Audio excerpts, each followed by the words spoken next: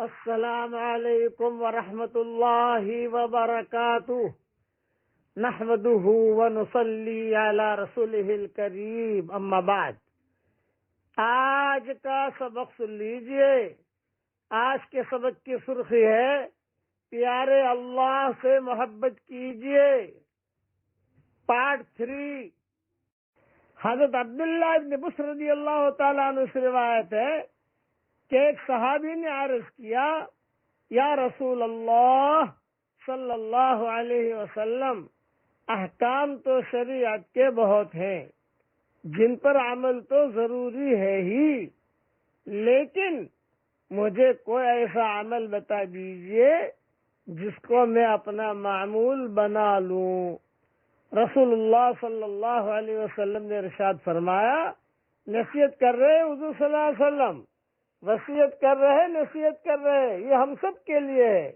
رسول اللہ صلی اللہ علیہ وسلم نے ارشاد فرمایا، تمہاری زبان اللہ تعالی کے ذکر سے ہر وقت تر رہے، ہر وقت ہماری زبان پر اللہ اللہ، سبحان اللہ، والحمد للہ، ولا الہ الا اللہ، واللہ اکبر، کبھی درود شریف، کبھی لا حول ولا قوت الا باللہ العلی العظیم، کبھی کچھ نہ کچھ ہماری زبان پر اللہ کا نام رہے۔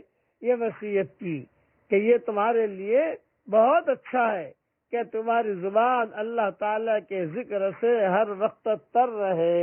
یہ حدیث ترمذی میں ہے۔ اب پڑھیے میرے ساتھ، اللہم اغفر لی وارحمنی واہدنی وعافنی وارزقنی۔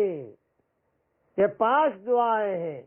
رسول اللہ صلی اللہ علیہ وسلم بہت مانگا کرتے تھے اور دوسروں کو سکھایا بھی کرتے تھے۔ نمبر 1، اے میرے پیارے اللہ مجھے معاف فرما دیجئے۔ نمبر 2، اے میرے پیارے اللہ مجھ پر رحم فرمائیے۔